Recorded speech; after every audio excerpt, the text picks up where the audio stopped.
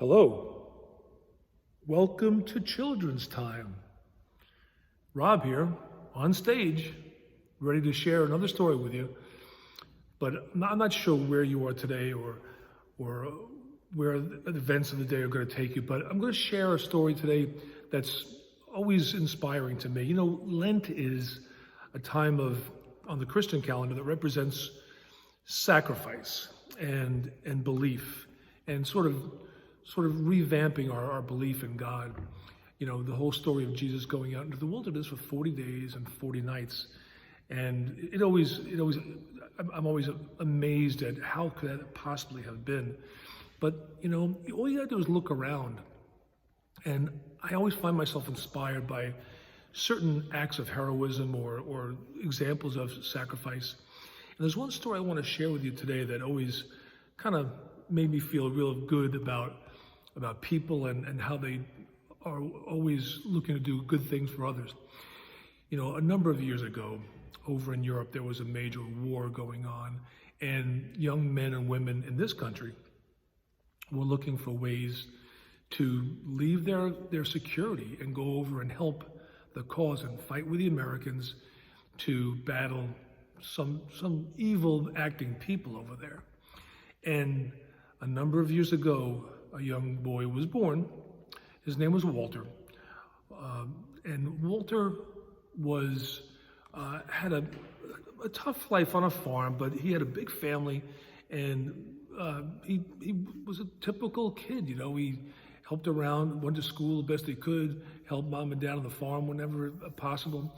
And when the war came out, he wanted to go and fight for this country and help the people over in Europe. And they wouldn't let him join.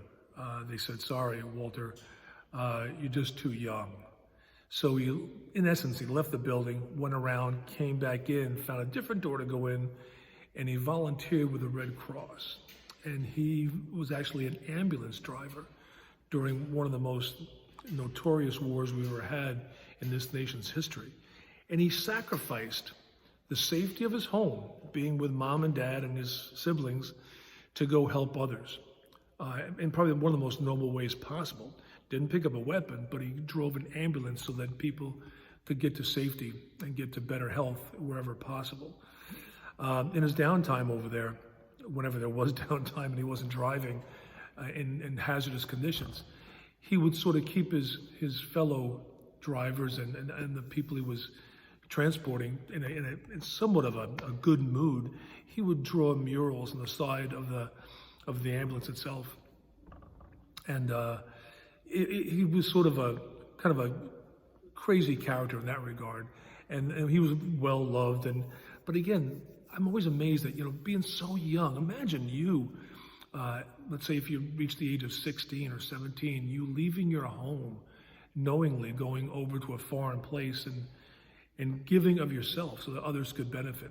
I find that tremendously inspiring, and there's a lot of people out there that do those kind of things, but this particular person gave up a lot to do just that.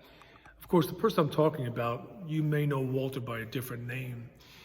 After his experience over in Europe, he came back and he went on to entertain and help lots of people from coast to coast, from the shores of California to the Gulf Coast of Florida.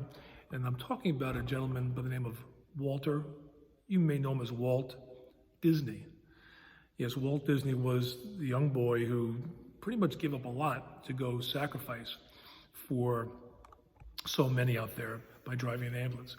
I'm not suggesting anybody today do anything that dramatic, but think about it. When you have to go without, or when you want to stand up for a cause, or when you try to do the right thing, are you willing to sacrifice and give up, much like our Lord did by doing extreme sacrifice? But can you go a day, a week, a month by doing something extra special? You know, Lent is all about giving up things. Quite often we hear about it, but sometimes it's doing something extra to get things accomplished in a good way. So on that happy note, I'll leave you with the thought of Walt Disney, all he brought to the world, and the sacrifice he made before he ever got to being a success. I wish you all the very happiest Sunday tomorrow. Love you all, and I'll look forward to you next time on Children's Time.